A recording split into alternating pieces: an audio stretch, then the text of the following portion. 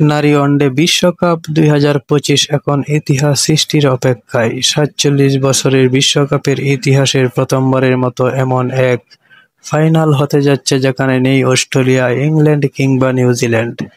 তিন চিরচেনা শক্তিধর দলই এবার ট্রফির লড়াই থেকে ছিটকে গেছে। ফলে ভারতের মুম্বাইয়ে আজ 2 নভেম্বর মুখোমুখি হতে যাচ্ছে দক্ষিণ আফ্রিকা ও ভারত, যারা দুজনেই প্রথমবারের মতো চ্যাম্পিয়ন হওয়ার দ্বারপ্রান্তে দাঁড়িয়ে। এতদিন নারী ক্রিকেটে অস্ট্রেলিয়া ছিল চ্যাম্পিয়ন দল। 1978 থেকে শুরু করে 2022 পর্যন্ত অনুষ্ঠিত 12 আসরের মধ্যে তারা রেকর্ড 7 বার শিরোপা জিতেছে। ইংল্যান্ড জিতেছে 4 বার আর নিউজিল্যান্ড একবার 2000 সালে। কিন্তু এবার ভাগ্য তাদের সঙ্গে ছিল না।